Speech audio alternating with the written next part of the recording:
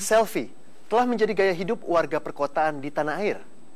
Bahkan sebuah survei mengungkapkan 3 kota besar di Indonesia termasuk 100 besar kota dengan selfie terbanyak di dunia. Amanda Vallani menelusuri fenomena ini di ibu kota dengan menemui sejumlah orang yang menamakan diri Front Pembela Narsis. Penggagas alat bantu selfie bernama Tongsis. Mereka membantah tudingan miring tentang selfie. Benarkah tren ini erat dengan gangguan jiwa? Let me take a selfie.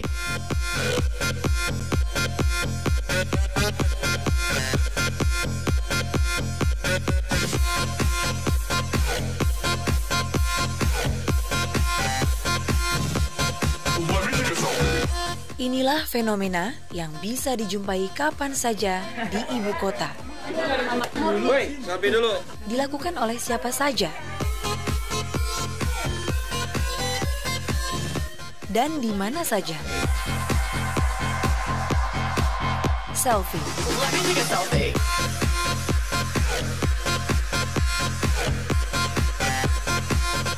Tak hanya di Jakarta.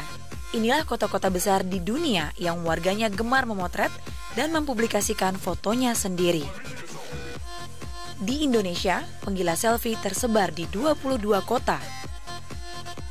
Denpasar, Bali menduduki peringkat 18 dari 100 kota terselfie di dunia. Apa sih yang menjadi faktor berkembangnya fenomena selfie ini begitu cepat dan bertahan di Indonesia? Pertama, ini seperti jadi gaya hidup baru ya di kalangan, mungkin bisa dikatakan Jakarta dan sekitarnya yang kita sering lihat orang-orang yang melakukan selfie. Dan juga ditambah dengan mudahnya sarana yang diberikan ya dari handphonenya. Dian Wisnuwardani, dosen psikolog sosial Universitas Indonesia menjelaskan mengapa banyak orang di tanah air gandrung selfie. Indonesia ini kan negara yang ciri-cirinya tuh orang-orangnya adalah orang-orang yang kolektivis ya. Kolektivis. Jadi kolektivis tuh artinya mereka suka bergaul dengan orang lain itu menjadi hal yang penting bagi dirinya. Reaksi orang lain juga tentunya jadi penting buat dirinya. Dibandingkan negara-negara yang mungkin dikatakan individualis, tidak terlalu mementingkan apa reaksi orang lain. Bagi Dian, tak ada yang salah dengan tren ini. Hanya ketika lebih banyak foto wajah yang diunggah, bisa jadi persoalan bagi sejumlah orang. Mbak Dian suka selfie? Ya, kalau di weekend aja sih. Sabtu Minggu, ya. Berarti dibatasi ya? Dibatasi. Jumlah postingan selfie-nya? Iya dong, karena nggak semua orang suka dengan foto saya kan. Berarti selfie yang terlalu sering ini bisa membuat orang terganggu? Tentu saja, iya. Coba bayangkan aja satu hari Anda lihat sosial media Anda isinya fotonya dia semua. Pasti kan rasanya itu mengganggu kan. Jadi normalnya berapa kali selfie? Dalam sehari atau dalam seminggu sih ada nggak batasan yang memang baku seperti itu? Sebenarnya gini Mbak, kalau kita mau foto ya, kita kan pasti foto itu tujuannya buat apa? Kalau tujuan buat kita itu kan biasanya yang penting kita senang, tapi orang lain senang juga nggak? Karena ini kan kita bicara sosial media, reaksi orang lain itu juga penting buat kita. Kalau kita bisa menghargai itu, pasti kita tahu bahwa mungkin satu hari 3-4 kali, maksimal mungkin 10 kali masih nggak apa-apa. Tapi ketika setiap jam dia selfie, satu hari 24 jam, atau setiap setengah jam dia selfie, itu juga mungkin bisa mengganggu juga kenyamanan orang lain yang ada di sosial media yang sama, yang berteman dengan dirinya gitu. Cendam dikit, Vi. Ya, cakap, tahan. Nice. Anggapan itu tak berlaku bagi penggemar selfie seperti Vivian Erlangga. Gadis 19 tahun yang tengah memulai karirnya sebagai fotomodel. Baginya, selfie adalah kebutuhan. Tak ada hari tanpa memotret diri dan menyebarkannya ke sosial media. Dari skala 1 sampai 10, kadar narsis kamu kalau misalnya bisa kamu nilai sendiri berapa? 8. Tapi kamu bisa menilai diri kamu cukup lumayan parah atau gimana? Parah juga sih. Keterlaluan ya kalau bangun tidur sampai foto juga. Inilah kebiasaan yang dilakukan Vivian sebelum memulai setiap aktivitasnya. Jadi dalam momen apa aja kamu selfie? Bangun tidur, pasti. Sesudah mandi, mau tidur. Kadang di jalanan, kadang dimanapun aku ada di situ pasti aku foto. Di mobil.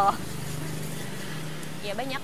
Tapi kamu merasa nggak dengan kamu selfie banyak waktu kamu sehari-hari terbuang? Enggak juga. Sebelum aku ngelakuin kegiatan, pasti aku selfie dulu. Kepuasan apa yang kamu dapat ketika kamu selfie dan kamu posting di seluruh sosial media? Ya kalau aku habis selfie kadang suka senang ngelihat muka sendiri gitu kan. Kalau habis posting ya senang juga, banyak yang nge-love-in, yang nge-like-in kayak gitu. Ya kayak gitu-gitu aja sih sebenarnya kegiatan aku buat selfie, buat koleksi sendiri. Berapa banyak likes yang pernah kamu terima setiap posting? Setiap posting ya hampir, sekali posting bisa 148, bisa 200 kayak gitu. Karena followers aku juga banyak ya pasti banyak dong. Setiap individu punya dikatakan kadar mencintai dirinya sendiri pasti, ya, self love. Tapi kadar itu tentunya harus sesuai dengan kadarnya. Selfie bukan salah satunya cara untuk meningkatkan self esteem. Justru biasanya orang-orang yang self esteemnya minim itu atau kurang itu seringkali melakukan selfie karena dia butuh pengakuan orang lain bahwa dirinya ini seperti apa jadinya. Pengakuan akan kecakapan dirinya. Betul. Jadi tentang secara fisik terutama ya. Itu bisa artinya baik atau mengubah perilaku menjadi perilaku tertentu yang buruk? Tergantung. Kalau dia setiap hari hanya melakukan selfie saja, satu hari mungkin dikatakan 15-20 kali di sosial media manapun ya, apapun sosial medianya, dan kemudian dapat reward ya, love atau smile dari teman-temannya, dia merasa bahwa dirinya benar. Jadi dia merasa bahwa apa yang dilakukan itu kan rewarding buat dia, dan itu membentuk perilaku bahwa yang paling penting dalam hidup saya adalah selfie, bukan hal yang lain. Nah, itu yang berbahaya. Selama masih dalam batas wajar, selfie menjadi kegiatan yang menyenangkan. Namun ketika berubah menjadi obsesi, inilah yang berbahaya.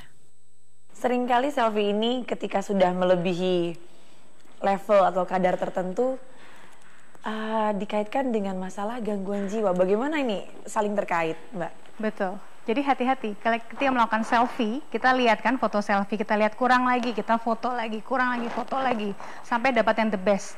Dan mungkin nggak akan dapat yang the best, karena menurut kita selalu ada yang kurang. Kita butuh pengakuan dari orang lain. Orang lain merasa bahwa kita oke nggak. Begitu terus, lama-lama dia nggak melakukan kegiatan lain selain foto dirinya, terlalu besar self-love terhadap dirinya, maka dia mengalami gangguan. Karena pikirannya hanya terfokus pada selfie itu. Jadi dia sudah sampai ke adiksi jadinya ya. Apa komentar yang kamu suka dan tidak suka ketika kamu posting selama ini? Ya macem-macem, susah disebutin deh. Ya kalau yang suka-suka ya paling cantik banget sih, apa sih gitu-gitu. Kalau yang nggak suka ya nggak jelas. Komennya tuh nggak jelas gitu. Dan cenderung kamu abaikan saja. Aku abaikan, iya. Jadi kalau misalnya ada komentar positif ya memang terbukti aku cantik. Baiklah. Babab Dito juga penggemar selfie. Bahkan ia adalah penggagas alat bantu memotret diri sendiri bernama tongkat narsis, alias tongsis. Nah, ini kan sebenarnya buat holder awalnya. Yeah. Kita bicara buat holder kayak begini. Ternyata begitu kita masukin sini, ini nyambung. Oh ya udah, akhirnya bikin kayak beginilah gitu. Oke, jadi ini hasil invention atau inovasi. Dibilang inovasi ya gitu. Nah, karena kita punya front pembela narsis itu, akhirnya ini lucu juga nih sebenarnya alat buat narsis gitu. Akhirnya yaudah tongkat narsis aja deh, lucu. Tapi ia tak mau menjadikan selfie sekadar menjadi adiksi. Apalagi jika hobinya itu dituding sebagai gangguan jiwa. Karena itu, bersama beberapa orang temannya, Babab membentuk kelompok bernama Front Pembela Narsis. Nih Mas Babab dengan teman-teman sekalian membentuk kelompok Front Pembela Narsis. Emang narsis perlu dibela ya Mas? Perlu. Karena sebenarnya gini, seringkali bahwa ada banyak orang yang nggak suka dengan orang narsis gitu, dianggapnya mengganggu lah gitu. Bahkan kalau zaman di sosial media akhirnya jadi unfollow, jadi unfriend gara-gara mengganggu. Tapi kan sebenarnya kalau menurut kami gitu, bahwa narsis itu adalah bagian daripada mengeksplor diri ya gitu, menampilkan apa yang sedang kita lakukan gitu. Sebenarnya kalau misalkan gini, pada saat kita bisa narsis yang emang sifatnya bisa memberikan informasi ke orang lain, bisa menghibur orang lain gitu, Buat gue sih itu sesuatu yang positif ya gitu, nggak jadi sesuatu yang negatif. Tapi beda kalau misalkan ya lu setiap hari foto lu dengan gaya yang sama, posenya sama, tiap hari begitu sehari 10 kali, mungkin annoying. Ini orang sakit jiwa bener kata gitu ya. Tapi kalau kita bisa menampilkan narsis yang emang sifatnya mungkin bisa mengentertain orang, why not? Konkretnya seperti apa? Foto selfie yang bisa mengentertain orang. Jadi kita bilang ya kayak di FPN ini setiap kita punya kegiatan namanya Narjum, Narsis Jumat. Jadi setiap hari Jumat itu kita ajak teman-teman kita di PET gitu untuk ayo narsis dengan sebuah tema gitu. Temanya ini macam-macam. Jadi kita bikin namanya fatwa. Jadi fatwa setiap hari Jumat kita bikin fatwa edaran menentukan temanya hari ini apa. Contoh tiruin iklan. Gitu kan, itu sesuatu yang menarik ya gitu.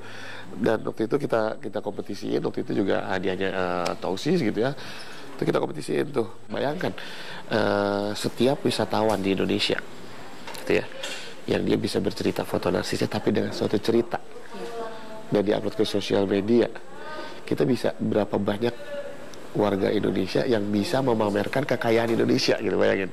Setiap penggemar selfie mungkin punya alasan berbeda atas hobinya memotret diri dan memamerkannya di dunia maya. Selfie itu juga menunjukkan karakter berarti ya? That's right, ya, bener banget. Bagi penggemar selfie sejati, dianggap sakit jiwa atau berdosa, tak bisa menghentikan hobi mereka memotret diri sendiri. Setidaknya, inilah yang diyakini Vivian.